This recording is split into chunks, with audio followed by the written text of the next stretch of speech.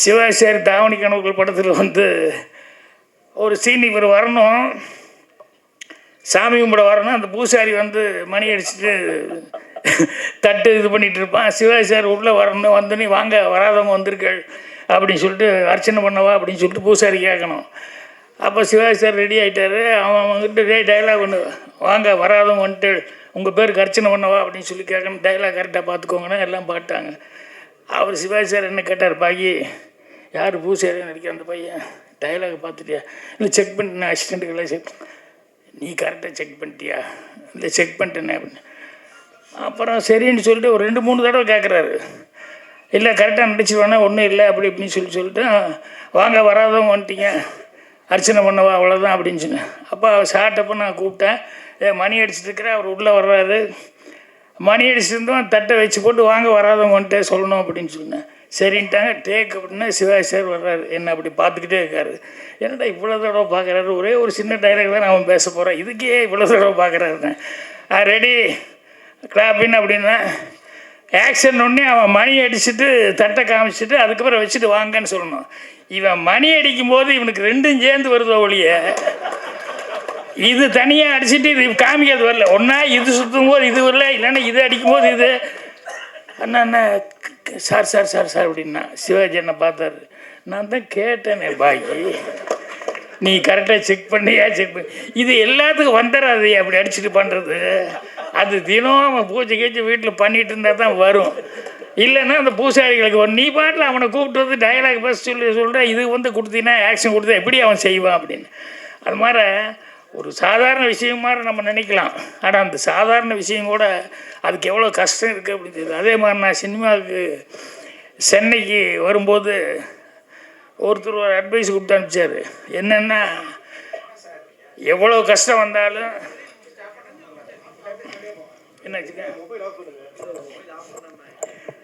என்ன கஷ்டம் வந்தாலும், எவ்வளோ பசி பட்டினி இது வந்தாலும் என்ன வேணாலும் பண்ணு, ஆனால் தயவுசெய்து இந்த ஹோட்டலில் வந்து சர்வர் வேலைக்கு மட்டும் போயிடாத அப்படின்னா. என்னடா இப்படி சொல்கிறாங்களே அப்படின்னு சொன்னால், இல்லை தயவுசெய்து நல்லா மனசில் வச்சுக்கோ, என்ன கஷ்டம் வந்தாலும் ஹோட்டலில் சர்வர் வேலைக்கு மட்டும் போய் சேர்ந்துடாத அப்படின்னு. அப்புறம் எனக்கு புரியல என்ன ஏன் அப்படி சொல்கிறாரு அப்படின்னு சொல்லிட்டு. அதுக்கப்புறமா வந்து எங்கெங்கேயோ தமிழ்நாட்டில் சுற்றி, அதுக்கப்புறம் ஆந்திராட்டிலாம் சுற்றி பசி பொறுக்க முடியாமல் ஒரு நாள் வேறு வழியே இல்லாமல் ஒரு ஹோட்டலில் போய் அப்படியே மெல்ல அப்படி ஒரு வணக்கம் போட்டு, என்னென்ன இந்த சர்வர் வேலை, ஏன்னா பசி நீ உளுந்தா மயக்கம் போட்டு உளுந்துட போகிறோம், உழுகிறதுக்குள்ளே போய் ஏதாவது கேட்டுக்கிட்டு வேலையை சேர்ந்து ஏதாவது சாப்பிட்ருவோமே அப்படின்னு சொன்னேன். உடனே அவர் அப்படி மேலேருந்து கீழே வரைக்கும் பார்த்தாரு. நம்ம அந்த வேலைக்கு தகுந்த மாதிரி நம்ம ஒன்றும் இல்லையா, நம்ம சினிமாவுக்கு அதையும் இதையும் மனசில் வச்சுட்டு பேண்ட் ஷர்ட்லாம் நீட்டாக போட்டுக்கிட்டு இருக்கிறோம். அவர் அப்படியே என்னை பார்த்தாரு, சர்வர் வேலைக்கு வந்துருக்கான்னு, போய் முதல்ல சாப்பிடு அப்புறம் வேலை பார்க்கலாம் அப்படின்னு. அப்புறம் அப்பா அப்படின்ட்டு போய் சாப்பிட்டேன். சாப்பிட்டு வந்த உடனே அதுக்கப்புறம் ஒரு ரூபா 2 ரூபா கையில் கொடுத்தாரு. இது வச்சுக்கிட்டு எந்த ஊருக்கு போன, நீ எந்த ஊர்லேருந்து வந்த, எப்படியாவது உனக்கு பணம் அனுப்ப சொல்லி ஏதாவது ஒரு லெட்டரு தந்தி கிந்தி கொடுத்து பணத்தை வாங்கிட்டு ஊருக்கு போய் சேரு அப்படின்னு. இல்லை சார் நான் வேலை பார்க்குறேன்.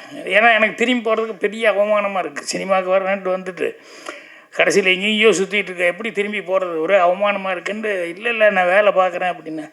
அவர் சிரிச்சுக்கிட்டு, இல்லை தம்பி நீ போனார். அப்புறம் இல்லைங்க நான் வேலை பார்க்குறேன்னு. அப்பா அவர் சொன்னார், அப்பா நான் என்ன சொல்கிறேன்னு நல்லா புரிஞ்சுக்குவேன், இங்கே எத்தனை டேபிள் இருக்குது அப்படின்னாரு. இந்த ரோலை மட்டும் சொல்லு, அந்த ரோலில் நம்ம இந்த ரோலை மட்டும் சொல்லு எத்தனை டேபிள். அப்புறம் பார்த்தா ஒரு 4-5 டேபிள் இருக்குங்க. ஒரு டேபிளுக்கு எத்தனை சேர் போட்டிருக்கு, 4 சேர் போட்டிருக்குங்க. சரி, இந்த 4 சேரு 4 பேர் டேபிளுக்கு 4 பேர் ஒரே மாதிரி அளவு வரமாட்டாங்க. எவனோ 2 பேர் வந்து உட்காருவான், அப்புறம் இன்னும் 2 பேர் வந்து உட்காருவான், அப்புறம் ஒருத்தர் வருவான், அப்புறம் ஒரு 3 பேர் சேர்ந்த மாதிரி வருவாங்க. இப்படி 4 சேருக்கு 4 டேபிளுக்கு வந்து 4 பேராக வந்து ஒரு 16 பேர் வந்து உட்காருவான். ஒருத்தன் வந்தோடனையுமே வந்து அவன் இட்லிம்மா, இன்னொருத்தர் வந்து ஒரே ஒரு காஃபிம்மா, இன்னொருத்தர் தோசை பூரி எப்படிம்மா, இன்னொருத்தர் எப்படிம்மா. இந்த 16 பேர்த்துல 10 விதமாக சொல்லுவாங்க. இப்போ நீ வந்து ஆர்டர் எடுத்துகிட்டு இவன் காஃபி டீ இட்லி மட்டும்தான் சொல்லியிருப்பான். அவனுக்கு வந்து நீ தோசை அது இதெல்லாம் போட்டோம் பில்லு போட்டால் அவன் சண்டைக்கு வருவான். ஏண்டா என்னடா ஒன்று தான்டா சாப்பிட்டேன், இதுக்கு போய் இப்படி பில்லு போட்டிருக்கேன். அல்லது மொத்தமாக ரோஸ்ட்டு கீஸ்ட்டு பூரியெல்லாம் சாப்பிட்டவனுக்கு போய் காஃபி பில்லு நீ போட்டேன்னு வச்சுக்கோ, எனக்கு நஷ்டம் அப்படின்னு சொல்லிட்டு, இது நீ நினைக்கிற மாதிரி சாதாரண கிடையாது தம்பி. இது வந்து மைண்டில் வச்சுக்கிட்டு எத்தனை டேபிளில் யார் யார் வர்றான் அடையாளம் பார்த்துக்கிட்டு கரெக்டாக அவனுக்கு கொடுத்து கரெக்டாக பண்ணணும் அப்படின்னு சொல்லி அதனால் இது அவ்வளோ சாதாரண விஷயம் இல்லை அப்படின்னு. அப்போ தான் எனக்கு மட்டன் அடிச்சுமா இருந்தது. அதாவது எந்த வேலைக்கு போகக்கூடாதுன்னு சொன்னாங்களோ அந்த வேலைக்கு நான் லாய்க்கு இல்லை அப்படிங்கிறது அப்போ தான் தெரிஞ்சுக்கிட்டேன். மரியாதைக்குரிய மாண்புமிகு ரசிக பெருமக்கள் எல்லாத்துக்கும் என்னுடைய பணிவான வணக்கத்தை தெரிவிச்சுக்கிறேன். அதே மாதிரி மாண்புமிகு டிவி பத்திரிகை மற்றும் அனைத்து ஊடக நண்பர்களுக்கும் என்னுடைய பணிவான வணக்கத்தை தெரிவிச்சுக்கிறேன். இந்த டைட்டில் இந்த மாண்புமிகு அப்படிங்கிறது வந்து இந்த நேரத்தில், அது தேர்தல் வர்ற நேரத்தில் இந்த டைட்டில் எல்லாரும் யூஸ் பண்ண போகிறாங்க. ஸோ மேடையில் கூடிய இந்த மாண்புமிகு பறை திரைப்படத்தினுடைய அனைத்து டைரக்டர் உட்பட விஜய் சுகுமார் முதல் கொண்டு அனைத்து டெக்னீஷியன், ஹீரோயின் எல்லாத்துக்கும் என்னுடைய வாழ்த்துக்களை அட்வான்ஸாக நான் தெரிவிச்சுக்கிறேன்.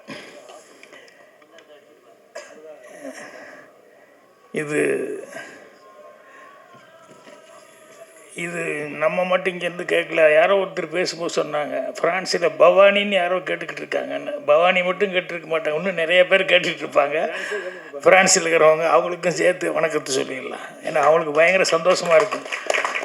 ஆனால் நம்ம பேசுகிறது, நம்ம கேட்குறதெல்லாம், நம்ம பார்க்குறதெல்லாம் அது வந்து அவ்வளோ தூரம் மெசேஜ் போயிருக்கு அப்படின்னு சொல்லிட்டு.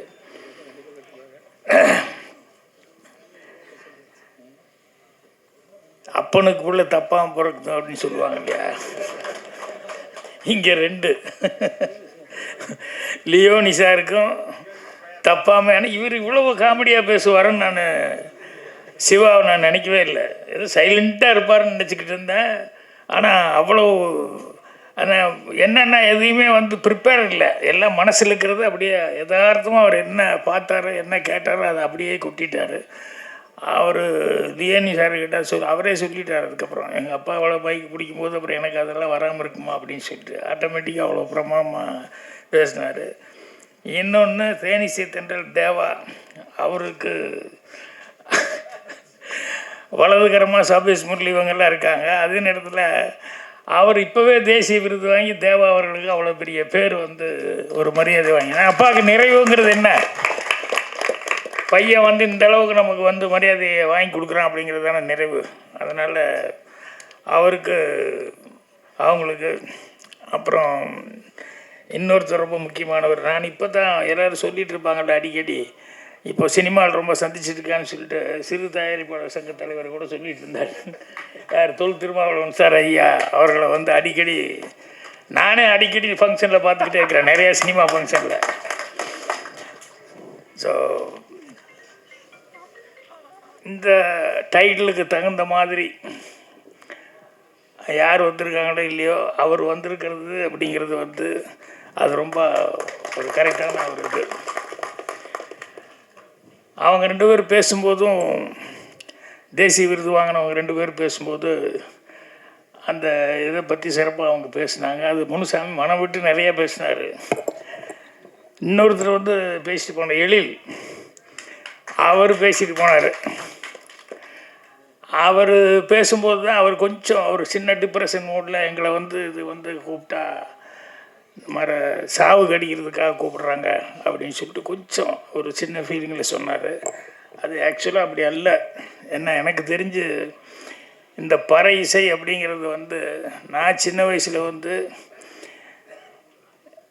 இந்த மாரியம்மன் கோயிலில் வருஷம் திருவிழா கொண்டாடுவாங்க.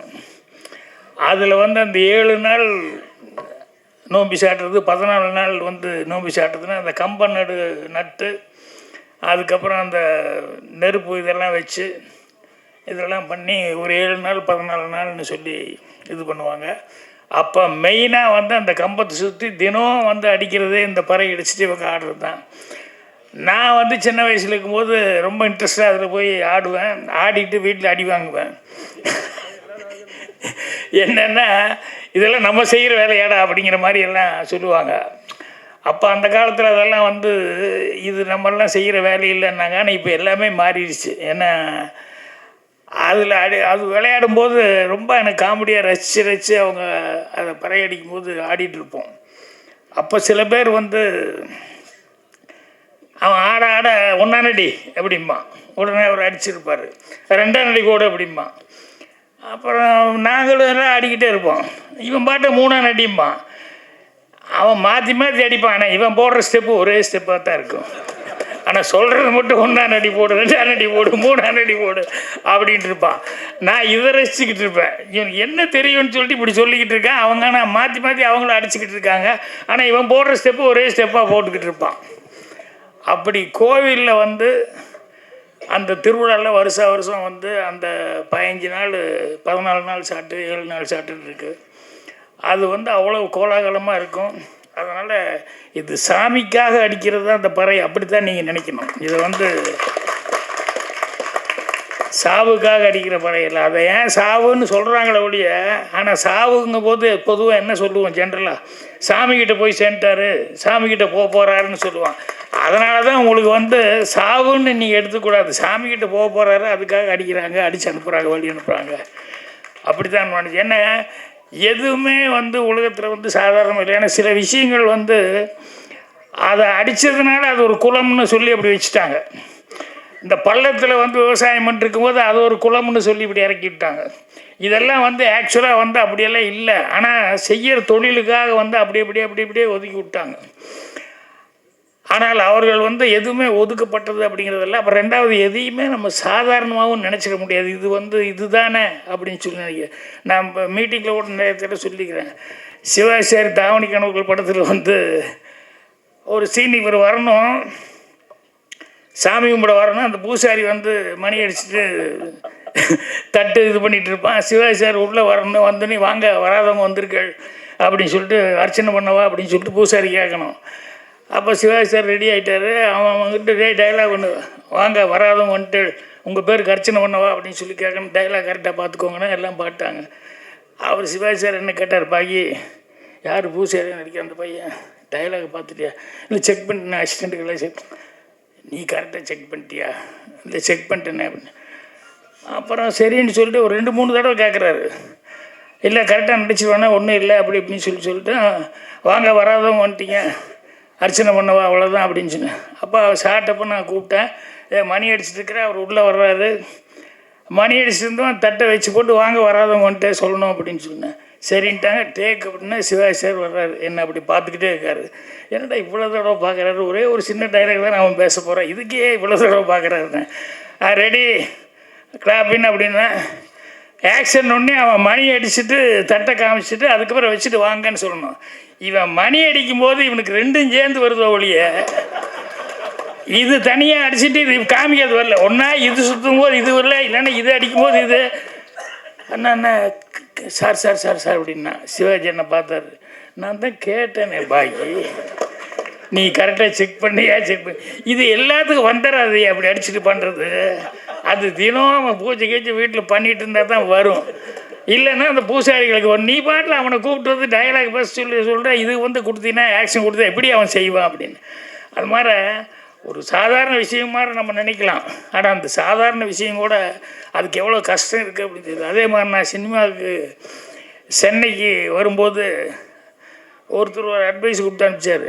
என்னென்னா, எவ்வளோ கஷ்டம் வந்தாலும்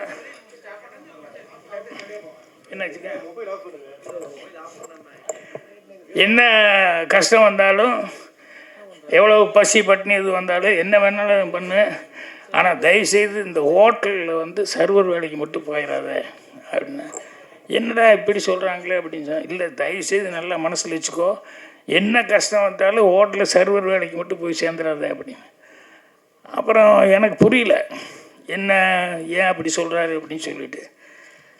அதுக்கப்புறமா வந்து எங்கெங்கேயோ தமிழ்நாட்டில் சுற்றி, அதுக்கப்புறம் ஆந்திராட்டிலாம் சுற்றி பசி பொறுக்க முடியாமல் ஒரு நாள் வேறு வழியே இல்லாமல் ஒரு ஹோட்டலில் போய் அப்படியே மெல்ல அப்படி ஒரு வணக்கம் போட்டு, என்னென்ன இந்த சர்வர் வேலை, ஏன்னா பசி நீ உளுந்தா மயக்கம் போட்டு உளுந்துட போகிறோம், உழுகிறதுக்குள்ளே போய் ஏதாவது கேட்டுக்கிட்டு வேலையை சேர்ந்து ஏதாவது சாப்பிட்ருவோமே அப்படின்னு சொன்னேன். உடனே அவர் அப்படி மேலேருந்து கீழே வரைக்கும் பார்த்தாரு. நம்ம அந்த வேலைக்கு தகுந்த மாதிரி நம்ம ஒன்றும் இல்லையா, நம்ம சினிமாவுக்கு அதையும் இதையும் மனசில் வச்சுட்டு பேண்ட் ஷர்ட்லாம் நீட்டாக போட்டுக்கிட்டு இருக்கிறோம்.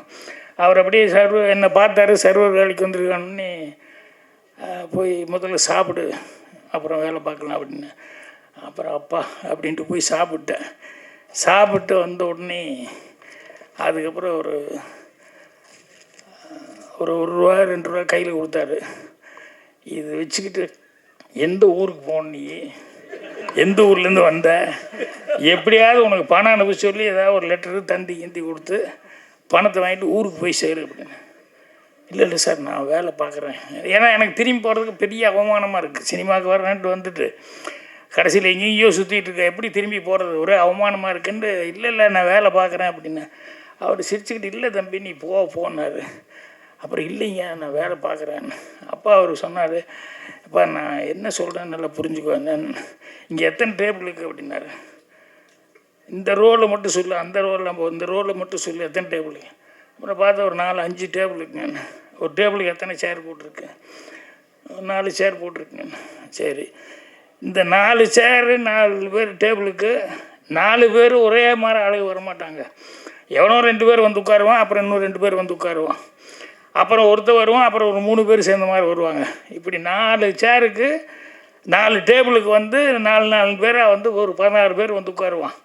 ஒருத்தன் வந்தோன்னையுமே வந்து அவன் இட்லிம்மா, இன்னொருத்தன் வந்து ஒரே ஒரு காஃபிம்மா, இன்னொருத்தர் தோசை பூரி அப்படிம்மா, இன்னொருத்தர் எப்படிம்மா. இந்த 16 பேர்த்துல 10 விதமாக சொல்லுவாங்க. இப்போ நீ வந்து ஆர்டர் எடுத்துகிட்டு இவன் காஃபி டீ இட்லி மட்டும்தான் சொல்லியிருப்பான். அவனுக்கு வந்து நீ தோசை அது இதெல்லாம் போட்டான் பில்லு போட்டால் அவன் சண்டைக்கு வருவான்.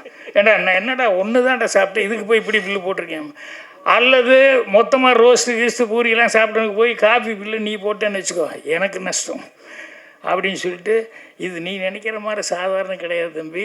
இது வந்து மைண்டில் வச்சுக்கிட்டு எத்தனை டேபிளில் யார் வர்றான் அடையாளம் பார்த்துக்கிட்டு கரெக்டாக அவனுக்கு கொடுத்து கரெக்டாக பண்ணணும் அப்படின்னு சொல்லி அதனால் இது அவ்வளோ சாதாரண விஷயம் இல்லை அப்படின்னு. அப்போ தான் எனக்கு மட்டையன் அடிச்சுமா இருந்தது. அதாவது எந்த வேலைக்கு போகக்கூடாதுன்னு சொன்னாங்களோ அந்த வேலைக்கு நான் லாய்க்கு இல்லை அப்படிங்கிறது அப்போ தான் தெரிஞ்சுக்கிட்டேன். ஏன்னா அதில் எவ்வளோ கஷ்டம் இருக்குது அப்படிங்கிறத. அப்புறம் ஊர்லேருந்து அவர்கிட்ட கேட்டேன், என்னடா இப்படி வந்து சொல்லி அனுப்பிச்சாரு, சர்வருக்கு மட்டும் போகக்கூடாதுன்னு சொன்னார் அப்படின்னா. அவர் ஒரு லாஜிக்கோடு சொன்னார். என்னன்னா, இங்கேருந்து சினிமாக்காக வந்து முயற்சி பண்ணும்போது எவ்வளோ கஷ்டம் இருந்தாலும் மறுபடியும் காலையில் இருந்துச்சு பட்டினியோட போகலான்ட்டு தோணும். இந்த சர்வர் வேலை கிடச்சிருச்சுன்னா இடம் ஃப்ரீ கிடச்சிருது, சாப்பாடு ஃப்ரீயாக கிடச்சிருது, அவ்வளோதான். நல்லா சாப்பிடுவோம், நல்லா தூங்குவோம், அப்புறம் எங்கே போய் சான்ஸ் தேடுறது, நீ அதிலே செட்டில் ஆயிடுவ, அதனால தானே ஒன்று அதுக்கு போக வேண்டான்னு சொன்னேன் அப்படிமா. இப்படி ஒவ்வொரு விஷயத்துலேயும் வந்து லைஃப்பில் கற்றுக்கிட்ட பாடங்கள் அப்படிங்கிறது வந்து நிறைய விஷயங்கள், நிறைய பாடங்கள் வந்து கற்றுக்கிட்டேன். இப்போ அவங்க இந்த பறையை பற்றிலாம் சொல்லும்போது வந்து அது இந்த பொண்ணு காயத்ரி ரொம்ப அழகாக பேச்சு. பறைன்னா என்ன இது அப்படிங்கிறத, ஏன்னா பொதுவாகவே இங்கே தமிழ் பேசுகிறதே தகராறு தான். நிறைய பேர் வந்தால் தமிழும் சுத்தமாக பேச்சு, அதோட பறையை பற்றி கரெக்டாக பேசணுமே அப்படின்னு சொல்லிட்டு கரெக்டாக ப்ரிப்பேர் ஆகி வந்து அழகாக பேசினேன். அவரை அது ரொம்ப பிடிச்சிருந்தது. ஆரியன் அவர் சொன்ன மாதிரி அவர் கொஞ்சம் தடுமாறி டான்ஸ் எல்லாம் ஆடி அங்கே ஆட வேண்டியது மிஸ் பண்ணி இங்கே வந்து ஆடி அதையும் வந்து அவர் கரெக்டாக மென்ஷன் பண்ணார்.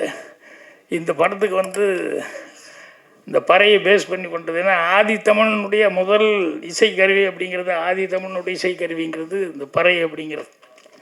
ஸோ அதுக்கு வந்து மாண்புமிகுன்னு அவர் பேசும்போது கூட அந்த மாண்புமிகுன்னு சொல்லி வச்சது வந்து ரொம்ப அழகாக வந்து அவர் சொன்னார். அந்த டைட்டில் ரொம்ப அழகாக வச்சுருக்காங்க அப்படின்னு சொல்லிட்டு அதான் சொன்னார். ஸோ அதனால் இந்த படத்தில் வந்து இந்த இதை வந்து ரொம்ப நான் மனசுட்டு எனக்கு பாராட்டணும்னு நினச்சது, ரொம்ப ஃபீல் பண்ணி இது பண்ணது வந்து என்னென்னா, ஃபாரினுக்கு போகும்போது எதுக்கு போகிறோம், இங்கேருந்து கை நிறைய 4 காசு சம்பாதிக்கணும் அப்படிங்கிறக்காக தான் இங்கேருந்து ஃபாரின் போகிறோம். சரி போனோம்னா அங்கேருந்து எல்லாம் ஊர் உலகெல்லாம் வெட்டு போட்டு போய் அங்கே போய் ராத்திரி பகலும் ஏதாவது 4 காசு சம்பாதிச்சா நமக்கு ஆண்டப்பட்டவங்க அனுப்பிச்சோம் அப்படின்னு சொல்லி தான் நினைக்கணும். ஃப்ரான்ஸில் போய் உட்காந்துக்கிட்டு அங்கே சம்பாதிக்கிறோமோ இல்லையோ அங்கே நம்மளுடைய கலாச்சாரம் என்ன, தமிழ் என்ன, அது என்ன, பண்பாடு என்ன அப்படின்னு இதை நினச்சிக்கிட்டு அந்த சுபாவும் அந்த சுரேஷராம் இவங்க கதை எழுதியிருக்காங்க. தமிழ் பண்பாட்டோடு ஒரு கதை எழுதி, அதுவும் கூட கமர்ஷியலாக இல்லை, தமிழ் பண்பாட்டோடு இதை நினச்சி ஒரு கதை எழுதி அந்த கதையை நம்ம சுகுமார்கிட்ட சொல்லி அதை படமாக எடுத்திருக்காங்க போது அவங்களுக்கு எந்த அளவுக்கு ஒரு தமிழ் பற்று இருந்தால் இந்த அளவுக்கு அவங்க ஒரு கதை எழுதி இந்த படமாக பண்ணுவாங்க அப்படிங்கிறது ரொம்ப இதாக இருந்தது. அதனால் அவங்களுக்கு தான் முதல்ல என்னுடைய மனமார்ந்த பாராட்டுக்களை தெரிவிக்கணும். அதே மாதிரி லியோனி சார் அவருக்கு டாக்டர் பட்டம் வாங்கினீங்களே, இல்லை நான் கொடுக்குற டாக்டர் பட்டம் என்ன காரணம்னா மனம் விட்டு சிரித்தோம்னா நோய் விட்டு போகுன்றிருக்க அவரெல்லாம் அந்த வேலையை தான் பண்ணிகிட்ருக்காரு. நிறைய பேர்த்துக்கு ஏதாவது கொஞ்சம் மைண்டுக்கு ஒரு டிப்ரெஷனாக இருந்தது அப்படின்னு சொன்னால் உடனே அந்த டிவி ஆன் பண்ணி அவருடைய பட்டிமன்றம் பாட்டுகள் இதெல்லாம் கேட்குறது அப்படின்னா சொன்னால் ஒருத்தர் பேசும்போது ரொம்ப அழகாக சொன்னார், பழைய பாட்டுக்கு உயிர் கொடுத்துட்ருக்காரு அப்படின்னு சொல்லிட்டு அந்த மாதிரி அவரெல்லாம் எனக்கு வாத்தியர்கள் ரொம்ப பிடிக்கும். அதே மாதிரி இவங்கெல்லாம் அந்த பட்டிமன்றங்களில் அவங்க பேசும்போது நான் இன்னும் நிறையா கற்றுக்கிட்டே இருக்கேன். அவங்களாம் என்ன ஒவ்வொரு நாளைக்கு என்ன பேசுகிறாங்க, புதுசு புதுசாக என்ன இருக்குது அப்படின்னு கற்றுக்கிட்டு இருப்பேன். இந்த படத்தினுடைய கதை கேட்கும்போது அது எனக்கு ரொம்ப கஷ்டமாக இருந்தது. என்னென்னா எதுக்கு திருமாவளவன் அவர்கள் இதுக்கு கரெக்டான இதுக்கு வந்திருக்காரு அப்படின்னு சொல்லி நான் சொல்ல வந்தேன்னா, இந்த கதை டைலாக்லேயும் நீங்கள் பார்த்துருப்பீங்க. நீங்கள் சொல்ல தான்டா குழந்த மாட மறுபடியும் என் மனசு அது மேலேயே போயிட்டுருக்கு அப்படின்னு சொல்லிட்டு டைலாக் வரும். அப்புறம் இன்னொருத்தர் ரொம்ப டீக்ரேட் பண்ணி பேசுவான், நான் இருக்க இடத்துல நீ இருக்கிறது அப்படிங்கிறதெல்லாம் டீக்ரேட் பண்ணி இது ரொம்ப காலமாக இருக்கக்கூடிய ஒரு சமாச்சாரம்.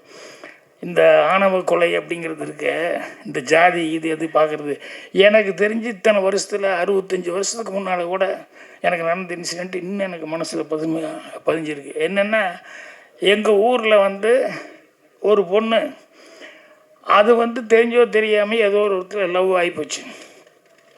அது கொஞ்சம் கேஸ்ட்டு கம்மியான ஒரு பையன் கூட ஏதோ ஒரு கனெக்ஷன் ஆகிப்போச்சு. இது இந்த வீட்டில் தெரிஞ்சு போச்சு. இவங்க அப்பா அம்மா என்ன பண்ணுறாங்க, அவங்க தெரிஞ்ச உடனே விஷயம் தெரிஞ்சோடனே ஒரு நாள் நைட்டு அந்த பொண்ணை வான்னு உட்காருன்னு சொல்லி உட்கார வைக்கிறாங்க. பால் காய்ச்சி கொண்டு கொடுக்குறாங்க. அப்பா அம்மா அந்த பொண்ணோட ஒரு சின்ன பையன் ஒருத்தர் இருக்கான், தம்பி, வைக்கிறாங்க. வச்சுட்டு ஒரு 4 டம்ளர் எடுத்து வைக்கிறாங்க. எடுத்து வச்சுட்டு அந்த பாலுக்கு பக்கத்தில் இன்னொன்று பிரிக்கிறாங்க. பிரித்து பாய்சன் பவுடர் இருக்குது. அந்த விஷத்தை எடுத்து வச்சுட்டு அந்த அப்பா சொல்கிறாரு, எங்களுக்கு கௌரவம் முக்கியம், நீ இப்படி போய் தப்பு பண்ணிட்ட, இது எங்கள் எல்லாத்துக்குமே இதை தாங்கிக்கவே முடியாது.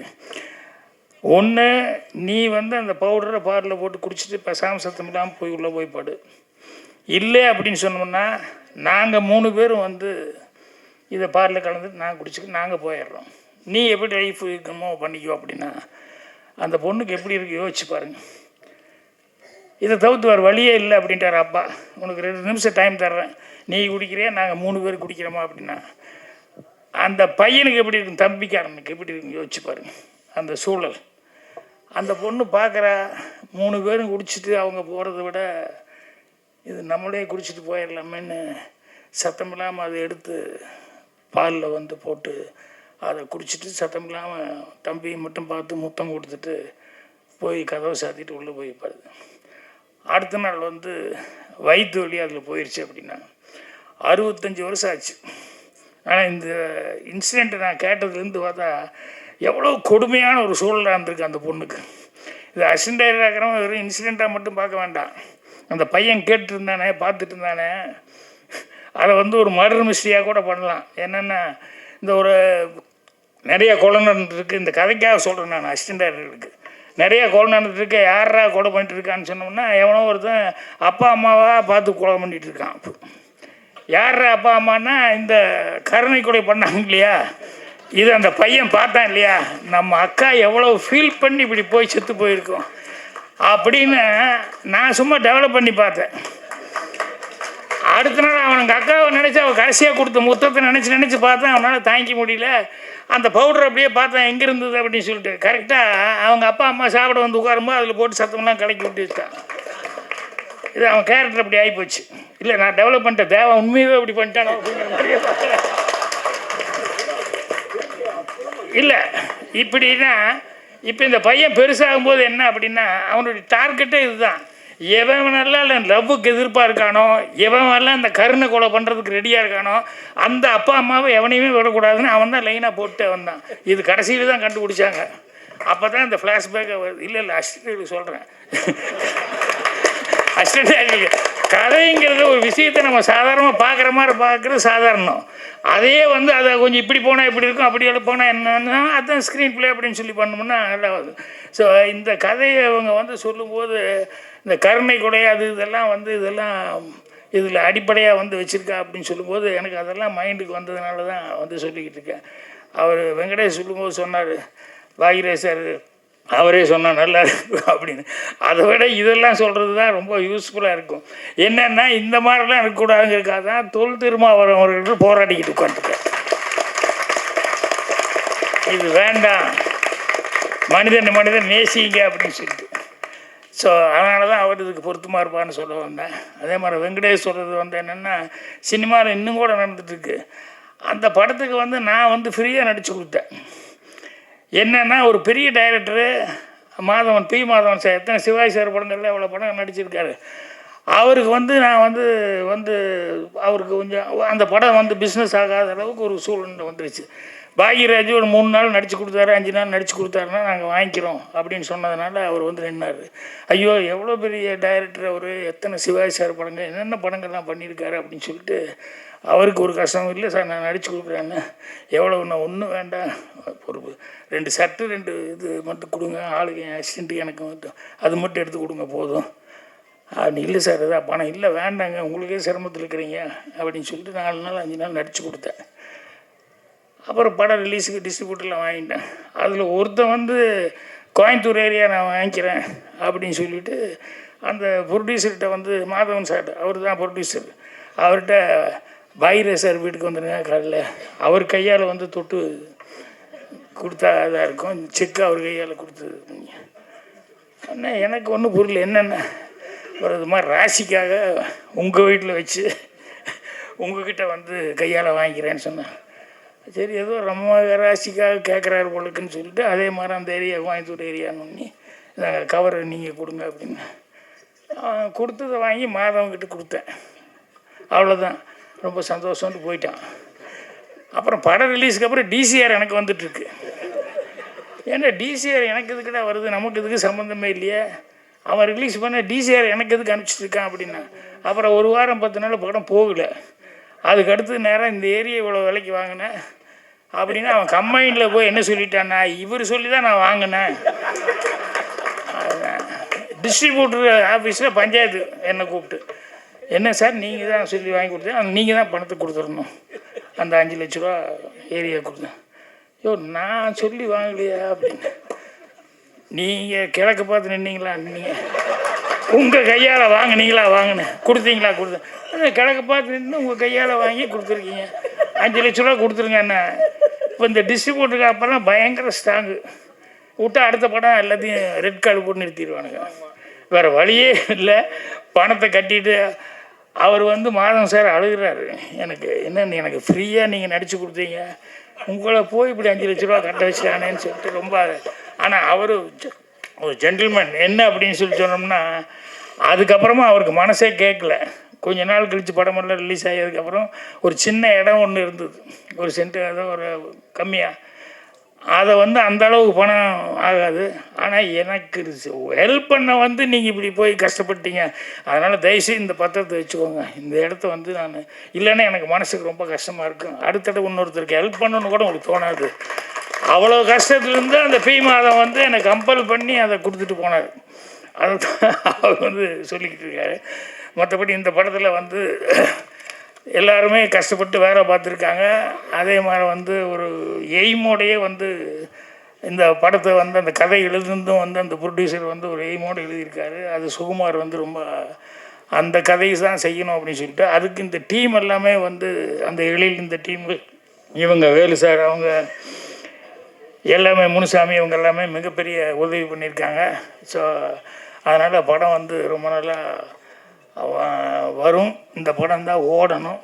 இது ஓடினா எல்லாத்துக்குமே ஒரு மரியாதை அப்படின்னு சொல்லி சொல்கிறேன். அப்புறம் ஸ்ரீகாந்த் பாட்டுக்கு ஜானி ரொம்ப நல்லா டான்ஸ் ஆடினார். அதுக்கு என்னுடைய பாராட்டுகள் தெரிவிச்சுக்கிறேன். நன்றி, வணக்கம்.